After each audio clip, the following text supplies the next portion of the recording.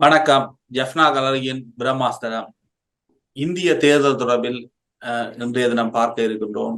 இந்தியாவில் வீழ்த்த முடியாத தலைவர் என்று பெருமை கொள்ளப்பட்ட பிரதமர் நரேந்திர மோடி அவர்களுடைய கட்சி தனி பெரும்பான்மையை பெற்றுக் கொள்ளவில்லை.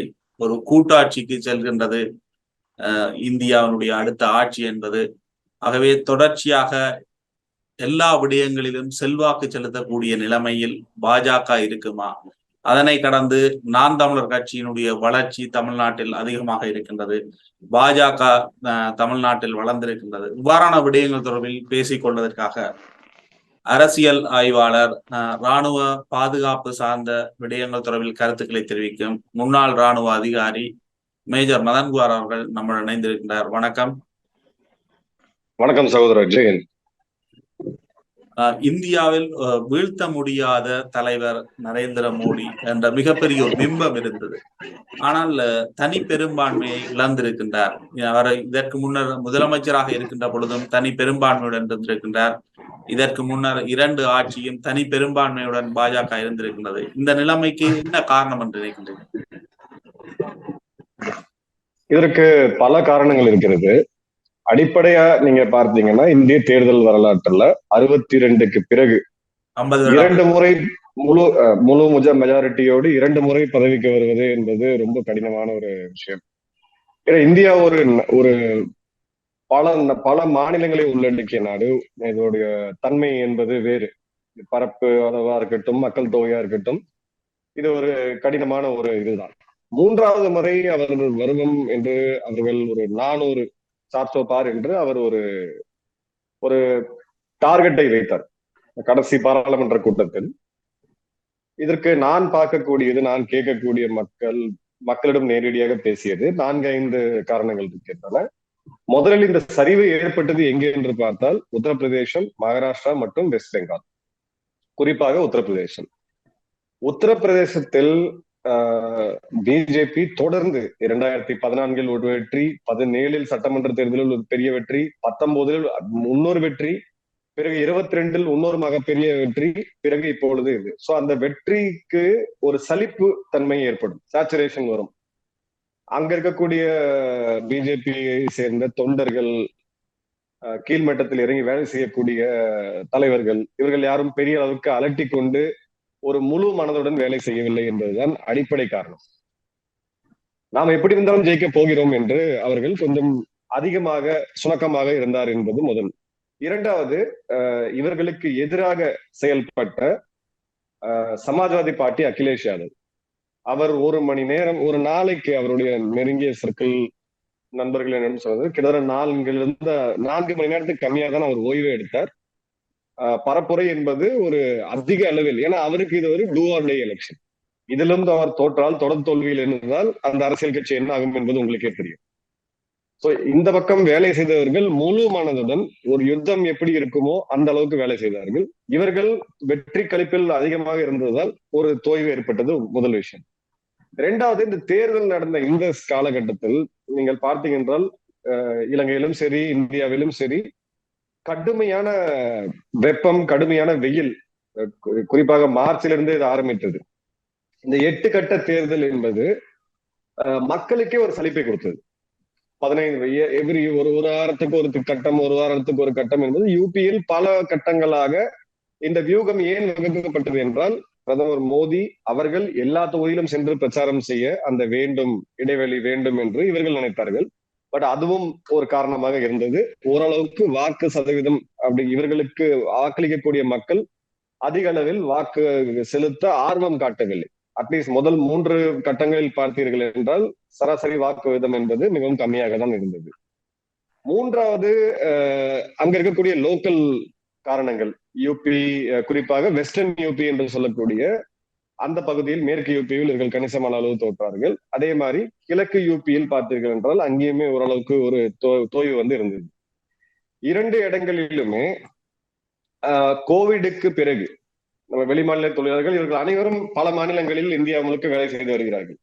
அவர்கள் திரும்ப இருக்கும் பொழுது அவர்களுக்கு கிடைக்கக்கூடிய அந்த வேலை வாய்ப்பு, திரும்பவும் நகரத்தை நோக்கி நாம் நகர வேண்டுமா, இங்கே ஏன் வேலை வாய்ப்பு இல்லை போன்றதிலும் இந்த ரூரல் ரிசர்ச் என்று சொல்லக்கூடிய விவசாயம் சார்ந்த தொழில்களில் ஏற்பட்ட ஒரு தோய்வு, விவசாய சட்டங்களுக்கு எதிராக நடந்த போராட்டம், அதில் ஏற்பட்ட ஒரு கோபம், இது எல்லாமே ஒரு ஒரு ஒரு கான்ட்ரிபியூட்டிங் ஃபேக்டர். ஆனால் விவசாய சட்டம் மட்டுமே இதுக்கு காரணம். உத்தரப்பிரதேசத்தினுடைய அந்த தோல்வி அல்லது பின்னடைவுக்கு முதலமைச்சரை அங்கு முன்னிறுத்தி பிரச்சாரங்களை மேற்கொள்ளாதது அல்லது மோடிக்கும் அமித்ஷாவுக்கும் அங்கு இருக்கின்ற முதலமைச்சருக்கும் இடையிலான முரண்பாடுகளும் ஒரு காரணமா? இது எல்லாமே இவர்கள் செய்யக்கூடிய நமக்கு ஒரு வரக்கூடிய வதந்திகளை தவிர 2 வருடம் முன்னாடிதான் ஒரு மாபெரும் வெற்றியை பெற்றார்கள். உத்தரப்பிரதேச வரலாற்றிலேயே ஒரு முதலமைச்சர் மீண்டும் அவ்வளவு பெரிய ஒரு மெஜாரிட்டியோடு அவரும் மோடி அவர்களும் சேர்ந்த புகைப்படங்கள் எல்லாம் நீங்கள் இணையதளத்தில் பார்ப்பீர்கள். டபுள் இன்ஜின் சர்க்கார், அதாவது யோகி மாநிலத்தில் மற்றும் மத்திய அரசில் மோடி அப்படின்ற அவர்கள் அந்த ஸ்பேஸ் அவங்க கொடுத்தாங்க, ஈக்குவலா கொடுத்தாங்க. பட் மக்களவை தேர்தல் என்பது மோடியை முன்னிறுத்தி நடத்திய தேர்தல். இந்த தேர்தலுக்கான விடயம் என்பது 2 தான். மோடி அவர்கள் வேண்டுமா இல்லை வேண்டாம். இதற்கு எதிர்கட்சியில், அதாவது மோடி வெர்சஸ் ராகுல் காந்தி இல்லை, மோடி வெர்சஸ் மம்தா பானர்ஜி இல்லை.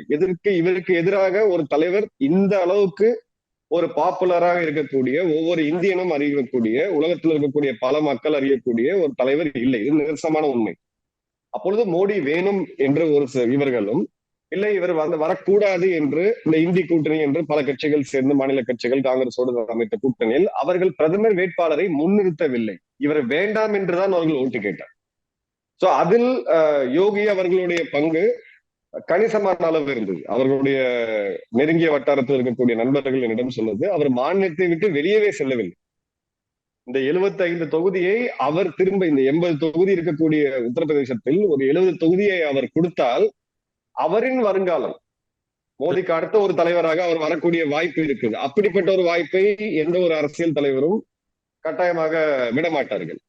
இது இவர்களை மீறி நடந்த சில செயல்கள். அது தவிர அங்க இருக்கக்கூடிய ஜாதி கட்டமைப்பு, அதில் இருந்த சில இன்ஜினியரிங் பேக்வர்ட் காஸ்டாக இருக்கட்டும், தலித் சமூகத்தினராக இருக்கட்டும், ஓரளவுக்கு அந்த சலிப்பு மற்றும் சில அவங்க லோக்கல் பிரச்சனைகளில் ஏற்பட்ட கோபம் என்பது இந்த தேர்தலில் இந்த குறிப்பிட்ட ஒரு 40 இடங்களில் பிரதிபலித்தது. எஸ்பி ஜெயிச்ச அந்த 38 இடங்களிலுமே நீங்கள் பார்த்தீர்கள் என்றால் 30 இடங்கள் என்பது கிட்டத்தட்ட ஒரு 50,000க்கு கீழே தான் ஓட்டு சதவீதம் இருந்தது. ஒரு பாராளுமன்றம் என்பது 18 லட்சம் வாக்காளர்கள் இருக்கக்கூடிய ஒரு இடம் தான். சோ இது ஒரு செட்பேக்காக நம்ம பார்க்கலாம். தோத்துட்டார்கள் அப்படின்னு எடுத்துக்க முடியாது, செட்பேக்கா பார்க்கலாம். மகாராஷ்டிரால இவர்கள் போட்ட அரசியல் கணக்கு தவறாக போனது. மகாராஷ்டிராவில் தெளிவாக மக்கள் இவர்களுக்கு எதிராக வாக்களித்தார்கள். மகாராஷ்டிரா யூபி இருந்தும் வேறு 14 இடங்களை மகாராஷ்டிராவில் இருந்தார்கள். தெளிவாக பிஜேபிக்கு எதிரான மக்கள் மனநிலை, குறிப்பாக வெங்காயத்தின் உற்பத்தியின் மையம் என்று சொல்லப்படக்கூடிய நாசிக், இதை பற்றி எந்த அரசியல் ஆய்வாளர்களும் பேசுவதில்லை. நான் என்னுடைய சேனலில் இதை பற்றி நான் பேச இருக்கிறேன். உங்களுக்காக தகவலை முதல் முறை சொல்கிறேன். மகாராஷ்டிராவில் நாசிக்கில் இருக்கக்கூடிய அந்த வெங்காய மண்டி என்பது, சந்தை என்பது ஆசியாவிலே மிகப்பெரிய சந்தை. பல நாடுகளுக்கு இங்கிருந்து தான் வெங்காயம் ஏற்றுமதி ஆகிறது. இந்தியர்களுடைய மொத்த ஒரு 80% வெங்காயம் உற்பத்திக்கு 140 கோடி மக்கள். உங்களுக்கே தெரியும், நமது உணவு பழக்க வழக்கங்களில் வெங்காயம் இல்லாமல் நீங்கள் உணவே செய்ய முடியாது. அந்த அளவுக்கு பின்னி பிணைந்த ஒரு இது. இந்த முறை வெங்காயம் விலை பிப்ரவரி மாதம் ஒரு அதிகமாக இருக்கிறது. ரீட்டைல் இன்ஃபிளேஷன் என்று சொல்லக்கூடிய ஒரு 8.66% இருக்கிறது. பாஜகவின் நிதியமைச்சர் என்ன முடிவெடுக்கிறார் என்றால், இதை கட்டுக்களாக கொண்டு வர வேண்டும், இல்லை என்றால் நம் தேர்தலில் இது மக்களை கோபப்படுத்திவிடும் என்று பிப்ரவரி மாதம் வெங்காயத்தின் ஏற்றுமதியை தடை செய்கிறார்கள். மார்ச் 31 வரை. மார்ச் 22 அன்று இந்த ஏற்றுமதிக்கு காலவரையற்ற தடை என்பது விதிக்கப்படுது. இப்ப நான் அங்க இருக்கக்கூடிய விவசாயிகளிடம் பேசும்போது, ஒரு சீசன் என்பது, இந்த வெங்காய உற்பத்தி உங்களுக்கே தெரியும், ஒரு சீசனல் இது. அந்த ஒரு குறிப்பிட்ட சீசனில் அங்க இருக்கக்கூடிய விவசாயி என்பவர் ஏற்றுமதி செய்தால், குறிப்பாக வளைகுடா நாடுகளுக்கு ஏற்றுமதி செய்யும் பொழுது, ஒரு விவசாயிக்கு தோராயமாக இந்திய பண மதிப்புப்படி 5-7 லட்சம் ரூபாய் அவர்களுக்கு கிடைக்கும். இந்த முறை அது கிடைக்கவில்லை. போன முறை உற்பத்தி அதிகம், டிமாண்ட் கம்மி.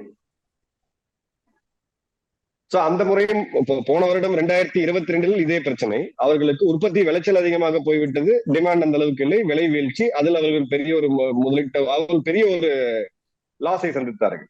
இழப்பை சந்தித்தார்கள். இந்த முறை விளைச்சல் சராசரியாக இருக்கிறது, உள்நாட்டு இருக்கக்கூடிய டிமாண்டும் அதிகமாக இருக்கிறது, வெளிநாட்டிலும் டிமாண்ட் அதிகமாக இருக்கிறது. அரசாங்கம் கொஞ்சம் தடையை போட்டார்கள். அவர்கள் நினைத்தார்கள் மார்ச் 31 தேதிக்கு பிறகு நாம் இதை சேமித்து வைத்த வெங்காயத்தை ஏற்றுமதி செய்யலாம் என்று.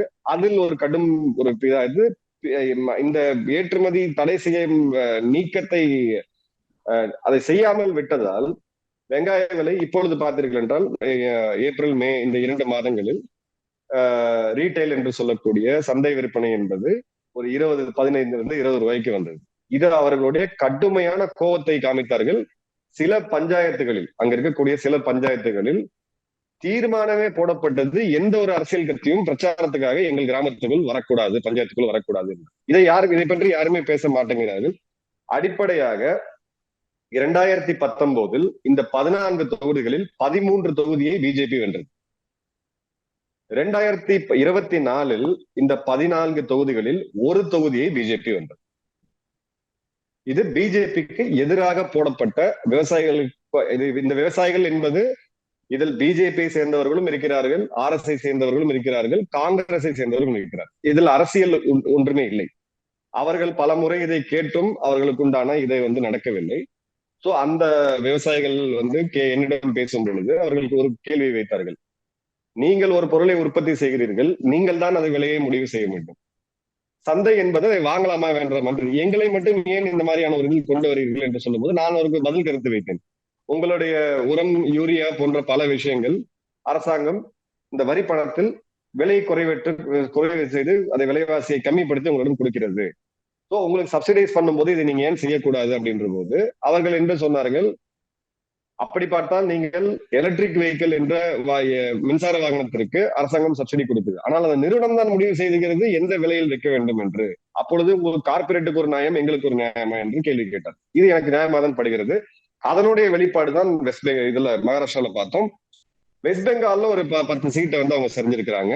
அதற்கு அவர்கள் தொண்டர்களுடைய, வெஸ்ட் பெங்கால் உங்களுக்கே தெரியும் வன்முறை அதிகமாக இருக்கக்கூடிய மாநிலம் தேர்தல் சமயங்களில், அதை அவர்கள் எதிர்கொள்ள முடியவில்லை. அவர்கள் எதிர்பார்த்த அளவுக்கு, அதாவது தோல்வி என்றாலும் வாக்கு சதவீதத்தில் பிஜேபி திரிணாமுல் காங்கிரஸை விட மம்தா பானர்ஜி அவர்களோட அதிகமாக இருக்கிறது. அதை சீட்டாக அவர்கள் மாட்டவில்லை.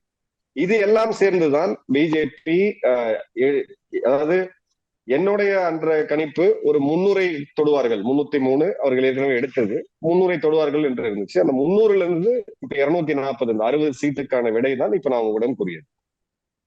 இந்தியா கூட்டணியினுடைய வளர்ச்சி அல்லது காங்கிரசினுடைய தனிப்பட்ட ரீதியான வளர்ச்சி, தற்பொழுது எதிர்கட்சி தலைவர் என்ற அந்தஸ்தை கூட பெற்றுக் கொண்டிருக்கின்றார்கள்.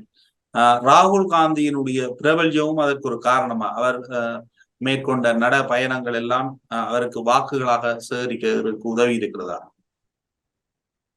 நடைப்பயணத்தை வைத்து வாக்குகள் வரவில்லை என்பதுதான் என்னுடைய கருத்து. ஏனென்றால் அது கன்னியாகுமரியில் தொடங்கப்பட்டது, பிறகு காஷ்மீரில் போய் முடிந்தது. இதில் இடைப்பட்ட மாநிலங்கள் எடுத்துக்கொள்ளுங்கள். கர்நாடகாவில் அவர்களால் 9 தொகுதிகள் மட்டுமே ஜெயிக்க முடிந்தது. பட் போன முறை கம்பேர் பண்ணும்பொழுது அதை ஒப்பிடும்போது அது ஒரு ரெக்கவரி என்று சொல்லலாம். ஓரளவுக்கு கர்நாடகாவில் ஒர்க் ஆகியிருக்கிறது. ஆந்திராவில் ஒரு சீட்டு கூட ஜெயிக்கவில்லை, மத்திய பிரதேசத்தில் ஒரு சீட்டு கூட ஜெயிக்கவில்லை, குஜராத்தில் ஒரு சீட்டு கூட ஜெயிக்கவில்லை, உத்தரப்பிரதேசத்தில் ஒரு 6 சீட் ஜெயிச்சிருக்கிறார்கள். அந்த வெற்றி என்பது சமாஜ்வாதி பார்ட்டி அகிலேஷ் யாதவ் அவர்கள் கொடுத்தது. ஏனென்றால் உத்தரப்பிரதேசத்தில் காங்கிரசுக்கு அடிப்படை கட்டமைப்பு கிடையாது, தொண்டர்கள் கிடையாது, ஒரு தேர்தலை முன்னெடுத்து செல்லக்கூடிய, பிரச்சாரங்களை முன்னெடுத்து சொல்லக்கூடிய கிரவுண்ட் லெவல் ஒர்க்கர்கள் யாருமே கிடையாது. அதன் பிறகு நீங்க பஞ்சாபில் பார்த்தீர்கள் என்றால் அவர்கள் சீட்டை தக்க வைத்தார்கள், வாக்கு சதவீதம் கம்மியாகி இருக்கிறது. 42% இருந்தவர்கள் இன்று 26% வந்து விட்டார்கள். ஜம்மு காஷ்மீரிலும் ஒரு பெரிய வெற்றி என்பதை நாம் சொல்ல முடியாது. ஹரியானாவில் ஓரளவுக்கான வெற்றி, அது லோக்கல் ஃபேக்டர்ஸ் இருக்கு. 2வது நடைப்பயணம் அவர் மேற்கிலிருந்து தெற்கு நோக்கி, மேற்கிலிருந்து கிழக்கு நோக்கி சென்றார். மணிப்பூரில் 2 சீட் அவர்கள் ஜெயிச்சார்கள். வெஸ்ட் பெங்காலில் ஒரு சீட்டு கூட ஜெயிக்கவில்லை, இருந்த ஒரு தொகுதியும் அவர் இழந்து விட்டார்கள். பீகாரில் படுதோல்வி அடைந்திருக்கிறார்கள். சோ இது அவர் நடைப்பயணம் போனதனால், அவருடைய நடைப்பயணம் என்பது, ஆனால் அந்த நடைப்பயணத்துடைய பிம்பம் என்பது மற்ற இடங்களிலும் தாக்கம் செலுத்தி இருக்குமா? ஏனெனில் கடந்த முறை தேர்தலை விட 40 தொகுதிகளுக்கு மேல் வெற்றி அடைந்திருக்கிறார்களா இந்த முறை காங்கிரஸ் கட்சியாக? இல்ல, நிச்சயமாக அதற்கான காரணம் நடைப்பயணம் மட்டும் கிடையாது. மகாராஷ்டிராவில் காங்கிரசுக்கு ஓட்டு வேண்டும், போட வேண்டும் என்றில்லை, பிஜேபியை கடுமையாக தண்டிக்க வேண்டும் என்று மக்கள் அங்கு ஓட்டு போட்டார்கள். உத்தரப்பிரதேசத்திலும் இதே மாதிரியான ஒரு நிலைமை தான். உத்தரப்பிரதேசத்தில் சில இலவசங்களை இவர்கள் அறிவித்தார்கள். ஜாதி வாரியான கணக்கெடுப்பு, எந்த ஜாதி எவ்வளவு மக்கள் இருக்கிறார்கள் அதை பொறுத்து இடஒதுக்கீடு, இது போன்ற சில பிம்பங்கள் வந்து கட்டமைக்கப்பட்டன. ஆட்சிக்கான அதிருப்தியானால் இந்திய கூட்டணியினுடைய வாக்கு உயர்ந்திருக்கின்றது. அது உயர்ந்திருக்கிறது, அது ஒரு பங்கு. இரண்டாவது, இவர்கள் கொடுத்த தேர்தல் வாக்குறுதிகள். உங்களுடைய 2020 தேர்தல் நினைக்கிறேன் இலங்கையில நீங்க பார்த்திருப்பீங்க, ராஜபக்சே அவர்கள் என்ன மாதிரியான வாக்குறுதிகளை கொடுத்தார் என்பது. அதை போன்ற ஒரு வாக்குறுதிகளை இங்கே கொடுத்தார்கள். அனைத்து பெண்களுக்கும் வருடத்திற்கு 1 லட்சம் ரூபாய், வேலை வாய்ப்பு இல்லாமல் இருக்கக்கூடிய இளைஞர்களுக்கு மாதம் 8000 ரூபாய், இது போன்ற வாக்குறுதிகள் அள்ளி வீசப்பட்டன.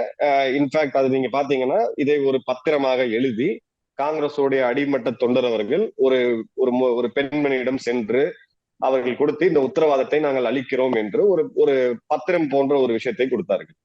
இந்த தேர்தல் முடிந்து இங்க இருக்கக்கூடிய மக்கள், குறிப்பாக லக்னோவில் சுற்றி இருக்கக்கூடிய இஸ்லாமிய பெண்கள் எல்லாம் அதை நம்பி தேர்தல் முடிந்த பிறகு அவருக்கு காங்கிரஸ் கட்சியின் வாசலில் போய் நின்ற கதையெல்லாம் உண்டு.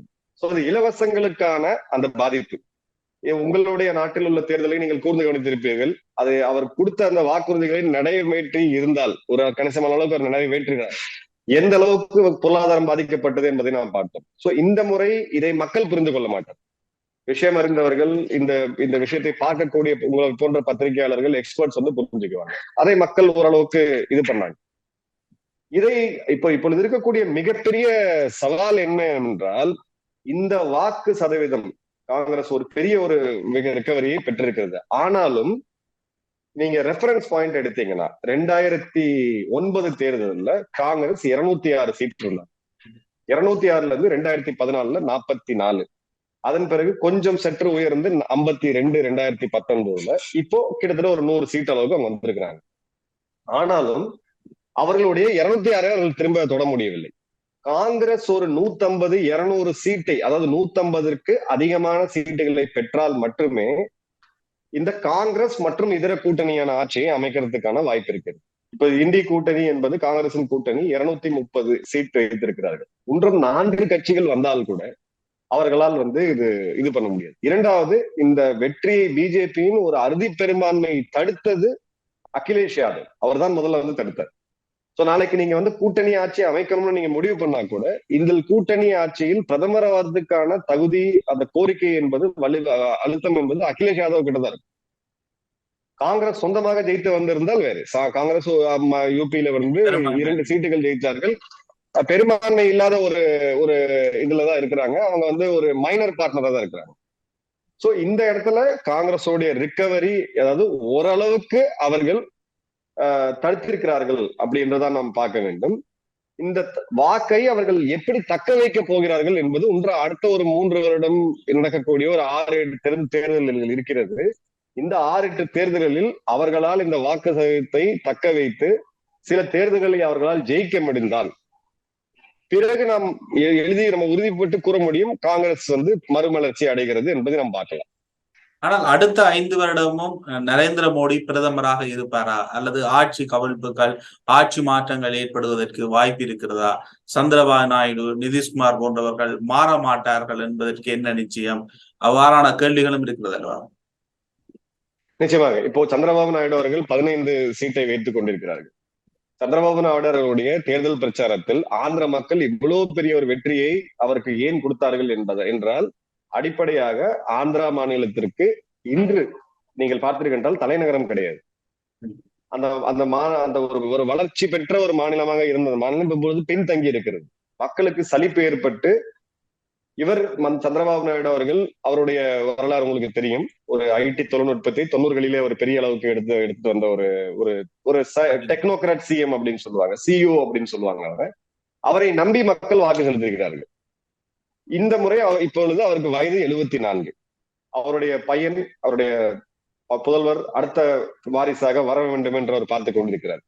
இப்ப இந்த 5 வருட ஆட்சியில் அவர் மத்திய அரசில் ஒரு முக்கிய பங்கு பெற்று ஒரு கணிசமான நிதி ஒதுக்கீட்டை ஆந்திராவிற்கு கொண்டு வந்து, கணிசமான முதலீடுகள், நிறுவனங்கள் இதை கொண்டு வந்து ஒரு புது தலைநகரத்தை உருவாக்க வேண்டிய கட்டாயம் இருக்கிறது. அதை அவர் செய்யாவிடில் அவருக்கு எதிராக நிற்கக்கூடிய ஜெகன் ரெட்டி அவர்கள் 45 வயது 46 வயது இளைஞர், மீண்டும் புத்துயிர் அடுத்த முறை அவர் திரும்ப ஆட்சிக்கு வருவது என்பது மிகவும் அவருடைய, ஏன்னா 80 வயதில் நீங்கள் எந்த அளவுக்கு அரசியல் செய்ய முடியும் என்ற ஒரு இதுமே இருக்குது.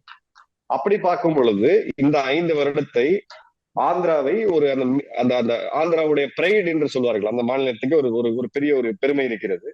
அதை மீட்டெடுத்து கொடுத்தால் மட்டுமே அவருடைய அடுத்த வாரிசுடைய அரசியல், அந்த கட்சியுடைய அரசியல் என்பது தொடரும். அதற்கு வலிமையாக நிற்கக்கூடிய பிரதமர் மோடி அவர்களுக்கு ஆதரவு தந்து அதில் சில விஷயங்களை கேட்டு பெற்று அந்த முதலீடுகளை நோக்கி அவர்கள் சென்றால் மட்டுமே அவருக்கு அது பெனிஃபிஷியலா இருக்கும். இல்லை என்றால், ஒரு பேச்சுக்கு உதாரணத்துக்கு சொல்றேன், அவர் மாறுறாருன்னு வச்சுக்கோ, அவரிடம் இருப்பது 15 சீட். இந்திய கூட்டணியில் அதிக சீட்டை வைத்திருக்கக்கூடிய கட்சி காங்கிரஸ், அடுத்தது சமாஜ்வாதி பார்ட்டி, மூன்றாவது திரிணாமுல் காங்கிரஸ், 4வது திமுக. அவருக்கு என்ன பதவி அவர்கள் கொடுக்க முடியும்? அதிகபட்சமாக ஒரு டெப்டி பிரைம் மினிஸ்டர் கொடுக்கலாம், இல்ல ஒரு 2 தொகுதிகள். அப்படியுமே அந்த அரசாங்கம் எத்தனை நாட்கள் இருக்கும் என்று சொல்ல முடியாது. நீங்கள் இந்திய அரசியல் வரலாற்றை நன்றாக கவனித்தீர்கள் என்றால், காங்கிரஸ் மற்றும் பிஜேபி இல்லாத ஒரு அரசாங்கம், இவர்கள் பிரதமராக இல்லாமல், காங்கிரஸ் மற்றும் பிஜேபியுடைய தலைவர்கள் பிரதமராக இல்லாத அரசாங்கம் இதுவரை 300 நாட்களை தாண்டியதில்லை. அதே நிலைமைதான் இங்கேயும் நடக்கும். ஏன்னால் பிஜேபி 150 சீட்டில் குறைந்து விட்டார்கள், பாதிக்கு பாதி குறைந்து விட்டார்கள் என்றால் அது வேறு. அவர்கள் எதிர்கட்சி வரிசையில் நின்று தங்களை மீண்டும் செயல்படுத்தி என்ன தவறு செய்தார்கள் என்பதை பார்த்து மீண்டு வரதுக்கு உண்டான ஒரு 5 வருட காலகட்டம் ஆகும். இங்கு மெஜாரிட்டிக்கு சற்று குறைந்திருக்கிறார்கள். 272க்கும் 242க்கும் 32 இடங்களில் தான் இருக்குது. அப்போ இங்கிருந்து நாங்க மாறினாலும் அவருக்கு பெரிய ஒரு இது இல்லை. 2வது, பீகாரினுடைய இந்தியாவுடைய இயல்பையான மாநிலமா பீகார் இருக்கிறது. நிதிஷ்குமார் அவர்களுக்கு லஞ்ச லாவண்யமற்ற, அவர் பேர் பல விமர்சனங்கள் இருந்தாலும் லஞ்ச லாவண்யம் இல்லாத ஒரு நேர்மையான தலைவர் என்ற பெயர் அந்த மக்களிடம் இருக்கிறது. இன்று அவருக்குமே பீகார் மாநிலத்தை மீட்டெடுக்க வேண்டிய கட்டாயம் இருக்கிறது. அப்பொழுது அவர்கள் பீகாரிலிருந்து ஜார்க்கண்ட் பிரிக்கப்பட்ட காலத்திலிருந்து பீகார் மாநிலத்துக்கு எங்களுடைய கனிம வளங்கள், எங்களுடைய நகரங்கள் எல்லாம் போய்விட்டது, எங்களுக்கு ஒரு ஸ்பெஷல் பினான்சியல் பேக்கேஜ், ஒரு சிறப்பு நிதி ஒதுக்கீடு வேண்டும் என்று கேட்டுக் கொண்டிருக்கிறார்கள். இப்பொழுது இந்த கூட்டணியில் இது ஒரு முக்கியமான கோரிக்கையாக, அழுத்தமாக அவர்கள் இருக்கிறார்கள். இந்த 2 வருட காலகட்டங்களில் பீகாருக்கு ஒரு கணிசமான நிதி ஒதுக்கீடு, அந்த மாநிலத்தை மீட்டெடுத்து வளர்ச்சிக்கு கொண்டு வரக்கூடிய நிதி ஒதுக்கீடுக்கான வாய்ப்புகள் மிக மிக அதிகமாக இருக்கிறது. அதை விடுத்து அவர் அங்கு சென்றார் என்றால் அவரிடம் இருப்பது 11 எம்பிக்கள். இப்போ அந்த 11 மற்றும் நீங்க சமாஜ்வாதி பார்ட்டி அகிலேஷ் யாதவுடைய 38, இதுல 3ல் 1 பங்கு கூட கிடையாது. இப்ப அவருக்குமே அங்க என்ன கிடைக்கும் அப்படின்றது இருக்கு. சோ இந்த அரசாங்கம் இது ஒரு கூட்டணி ஆட்சியோட, ஆமா, ஏன்னா நீடிப்பதற்கு, ஏன்னா இதுல எல்லாருக்குமே இது ஒரு ஜெயிக்கக்கூடிய ஒரு இதுதான். மாறி அணி மாறினால் சென்றால் இந்த இதே அளவு முக்கியத்துவம் கிடைக்காது. அடுத்து அங்கு ஆட்சி நீடிப்பதற்கு பல காரணங்களால் அந்த ஆட்சி எவ்வளவு நாள் நீடிக்கும் என்றது மிகப்பெரிய ஒரு கருத்து ஒன்று இருக்கு. ஆனா தமிழ்நாட்டை பொறுத்த வரைக்கும் பாஜகவும் வளர்ச்சி அடைந்திருக்கின்றது. நாம் தமிழர் கட்சியினுடைய வளர்ச்சியும் ஒரு மிகப்பெரிய வளர்ச்சியாக இந்தியாவில் குறிப்பிடப்படுகின்றது. அதாவது நாம் தமிழர் கட்சியை பொறுத்த வரைக்கும் யாருடைய செல்வாக்கும் இல்லை, ஆட்சி அதிகாரமும் இல்லை, செல்வாக்கும் இல்லாமல் ஒரு தனிநபராக சீமானை சுற்றி அந்த கட்சியினுடைய வளர்ச்சி என்ன விடயத்தை நேரடியாக கூறுகின்றது? கருத்தியல் சார்ந்து தமிழ்நாட்டுக்கு ஒரு மாற்றம் தேவைப்படுகின்றதா? சீமான் அவர்கள் பெற்றிய வெற்றி என்னை பொறுத்தவரை ஒரு மிகப்பெரிய வெற்றி என்பதை நான் சொல்ல வேண்டும். ஏனால் பிரதமர் வேட்பாளர் இல்லாமல் நீங்கள் இந்தியாவில் போட்டி போட்ட இந்த தேர்தலில் போட்டி போட்ட பல கட்சிகளை பாருங்கள். உதாரணத்திற்கு தெலுங்கானா முதலமைச்சராக இருந்த கே சந்திரசேகர் ராவ், அவருடைய கட்சி ஒரு தொகுதியை கூட ஜெயிக்காமல் படுபாதாரத்துக்கு போய்விட்டது. மாயாவதி அவர்கள் ஒரு மிகப்பெரிய ஒரு சிறுபான்மை தலித் ஒரு லீடர், அவங்க ஒரு காலத்தில் முதலமைச்சராக இருந்தார்கள், அவர்களுடைய கட்சி காணாம போனது. பல கட்சிகள் கடும் தோய்வை சந்தித்திருக்கு. இந்த தேர்தல் ரிசல்ட் நீங்க அந்த கேப்ஷன் சம்மரி மட்டும் பாத்தீங்கன்னா, இந்த பக்கம் என்டிஏ, இந்த பக்கம் இண்டி, இந்த அதர்ஸ் பாத்தீங்கன்னா கம்மியாயிருச்சு. மற்றவையில எதுவுமே இல்லை, சில கட்சிகள் தான் இருக்கு, சொற்பமா தான் இருக்குது. இந்த சூழ்நிலையில தனி ஆளா நின்று ஒரு பெரிய பணபலம் எல்லாம் இல்லாம ஒரு புது சின்னத்தை பெற்று 8% தாண்டி இன்னைக்கு அங்கீகரிக்கப்பட்ட கட்சியாக அவர் வளர்ந்திருக்கிறது என்றால் இதை ஊடகங்கள் பேச மறுக்கின்றன. இது நிச்சயமாக அவருடைய கருத்தில் எனக்கு 1000 முரண்கள் இருக்கிறது, அது வேறு. ஆனால் அவருடைய பெற்ற வெற்றி, அந்த உழைப்புக்கு அந்த அங்கீகாரத்தை நாம் நிச்சயமாக கொடுக்க வேண்டும். இரண்டாவது, பிஜேபியை பார்த்தீர்கள் என்றால் 2.5%-இருந்து 11.5%-க்கு அது வளர்ந்திருக்கிறது. பல இடங்களில் 10-11 இடங்களில் அவர்கள் இரண்டாவதாக வந்திருக்கிறார்கள். ஒரு 3-4 தொகுதிகளில் பார்த்தீர்கள் என்றால் வெற்றிக்கு சற்று குறைவாக, வெற்றிக்கு விளிம்பில் வந்து நின்று தோத்திருக்கிறார்கள். இன்னொரு முறை நீங்கள் இந்த பக்கம் திமுக மற்றும் கூட்டணி 40 தொகுதிகளை வென்றாலும் 2019 எனக்கு தெரிந்த 53% வாக்கு என்று பெற்றார்கள். இப்பொழுது அது கணிசமான அளவுக்கு சரிந்திருக்கிறது. 32-லிருந்து ஒரு 7-8% வந்து சரிந்திருக்கிறது. போன முறை பெற்ற வெற்றி, திமுகவுடைய மக்களவை உறுப்பினர்கள் பெற்ற வெற்றியில இப்பொழுது சில பேர் 3 லட்சம் ஓட்டு வாக்குகள் வித்தியாசத்துல ஜெயிச்சிருக்கிறாங்க.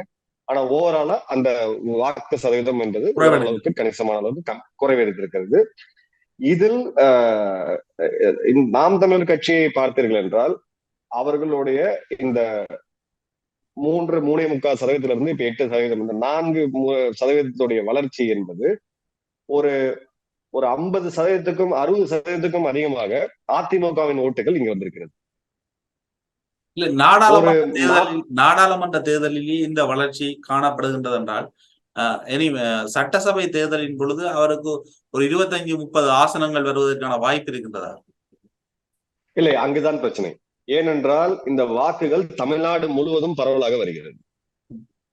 இப்பொழுது பிஜேபி, உதாரணத்துக்கு நீங்கள் பஞ்சாபை எடுத்துக்கொள்ளுங்கள். பிஜேபி 8% வாக்கிலிருந்து 21% வாக்கை பெற்றிருக்கிறது. ஆனால் நீங்கள் சீட்டை பார்த்தீர்கள் என்றால் 0. அது கூட்டணி அவசியம் நாம் தமிழருக்கு. கண்டிப்பாக அவர் இன்னொரு பிரச்சனையும் இருக்கிறது. அவர் தனியாக நிற்பதனால் ஒரு கணிசமான அளவுக்கு அவர் கொள்கை பிடிப்புடன் இருக்கிறார், யாருடன் எந்த சமரசமும் செய்யவில்லை என்ற ஒரே காரணத்திற்காக பல இளைஞர்கள் அவர் கூட இருக்கிறார்கள். இதையும் நாம் பார்க்க வேண்டும். நாளைக்கு கூட்டணி என்று அவர் சென்றால், அப்போது கூட்டணி என்பது உங்களுக்கு தெரியும், சில இடங்களில் நீங்கள் விட்டுக் கொடுக்க வேண்டியது இருக்கும், உங்களுடைய தொண்டர்கள் போய் அவர்களுடன் வேலை செய்ய வேண்டியது இருக்கும். அப்பொழுது இந்த ஒரு அவரை பொறுத்த வரைக்கும் நீங்க பாத்தீங்க என்றால் தமிழக தலைவர் பிரபாகரன் அவர்களை முன்னிறுத்தி ஒரு அரசியலை கொண்டு சென்றிருக்கிறார். அவர் இத வந்து நம்ம உடைத்து பேச வேண்டும். அவர் வைத்திட்டு இருக்கக்கூடிய பிராண்ட் என்பது அவர் கிடையாது. அதற்கு பின்னாடி ஒரு புலிக்கொடி இருக்கிறது. இப்பொழுது அந்த காலகட்டத்தை 2009 ஈழப்போர் முடிந்த அந்த காலகட்டத்திலிருந்து இந்த 15 வருட காலத்தில் தன்னை ஒரு தலைவராக உருவாக்கி வந்து கொண்டிருக்கிறார். இந்த தேர்தலில் அவர் ஈழ பிரச்சனையை பற்றி பெரிதலாக பேசவில்லை. அவர் தமிழ்நாட்டு பிரச்சனைகளை மட்டுமே முன்னெடுத்து சொல்லிட்டு பேசினார். பல விஷயங்கள் அவர் பேசினார். இப்பொழுது அவரை அவரே ஒரு பிராண்டாக உருவெடுத்து விட்டார் என்பதை பார்க்கிறோம்.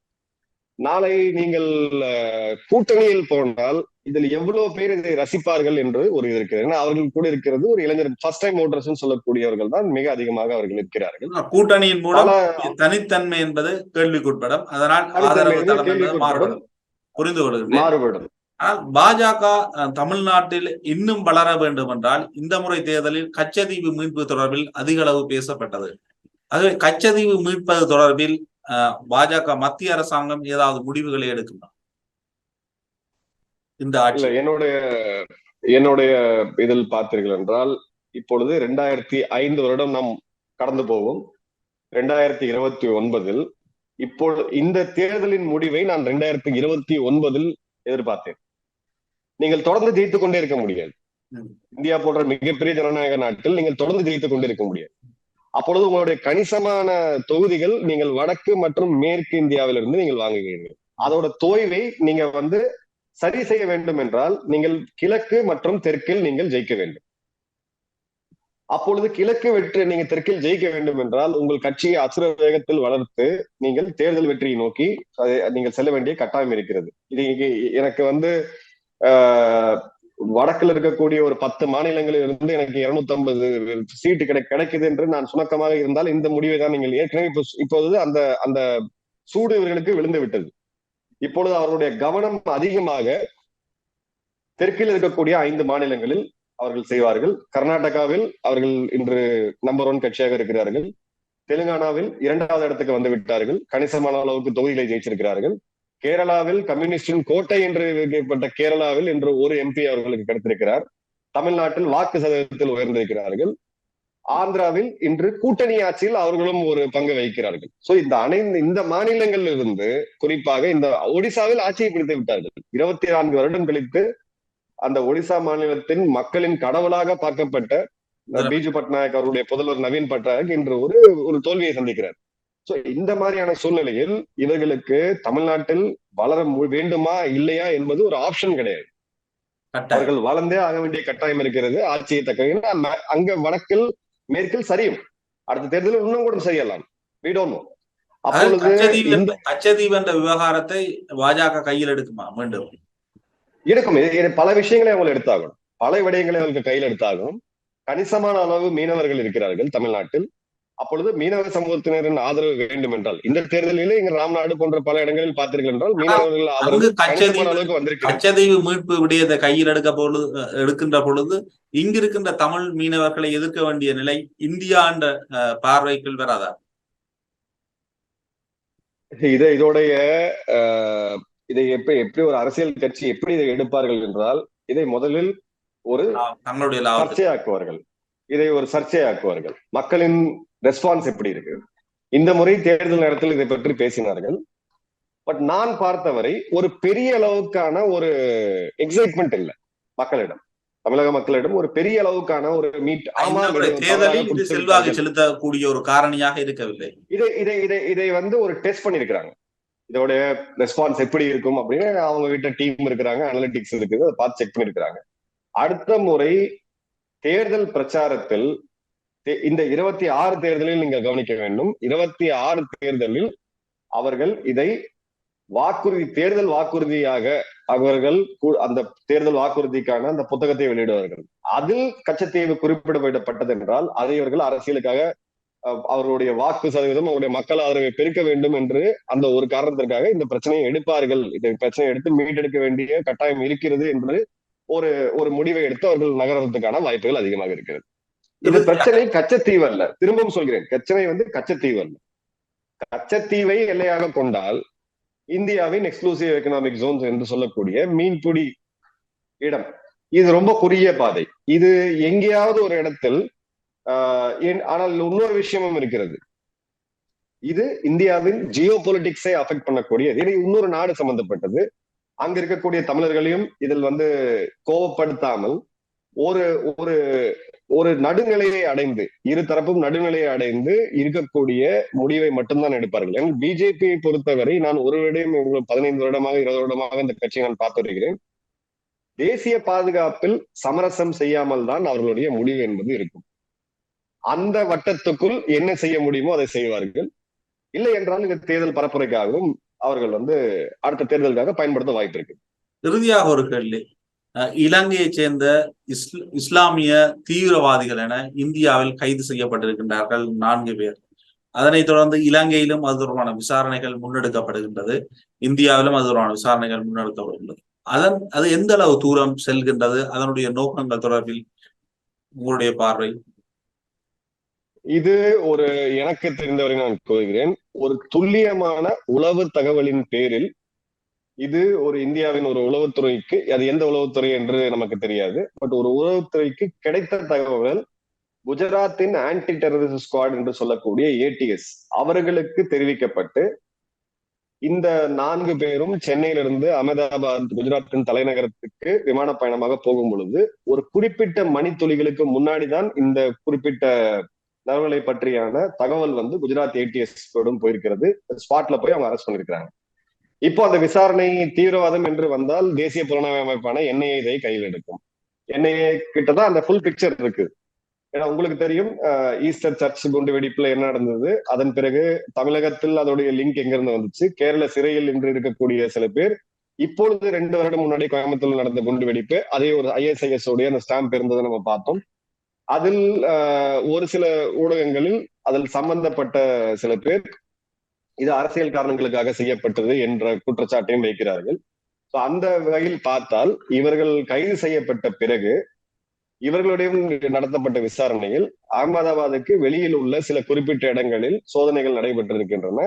அங்கு துப்பாக்கிகள், தோட்டாக்கள் மற்றும் அதனுடைய வரைபடம், சில ட்ரோன்களும் பிடிபட்டிருக்கிறது என்பது இப்போதைக்கு உண்டான இதோட தொடர்ச்சியாக அவர்கள் கொடுத்த தகவலின் பேரில் பல இடங்களில் தொடர்ந்து தமிழகத்திலும் சரி, கர்நாடகாவிலும் சரி, கேரளாவிலும் சரி சில ரெய்டுகள் நடந்திருக்கிறது.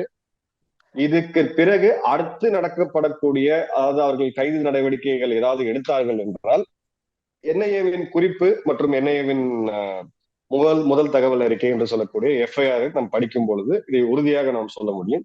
ஆனால் 4 பேர் கைது செய்யப்பட்டிருக்கிறார்கள். அவர்கள் இப்பொழுது தேசிய புலனாய்வு அமைப்பின் விசாரணையில் இருக்கிறார்கள் என்பதை மட்டும் நம்ம உறுதியாக சொல்ல முடியும். இவ்வளவு நேரம் இணைந்து கொண்டு இந்தியா பற்றிய தகவலுடைய எங்களுடன் பரிமாறியதற்கு மிக்க நன்றிகள். நன்றி சகோதரர், வணக்கம், ஜெயஹிந்த். இவ்வளவு நேரம் இந்த நேர்காணலை பார்த்து கொண்டிருந்த உங்களுக்கும் நன்றி, வணக்கம்.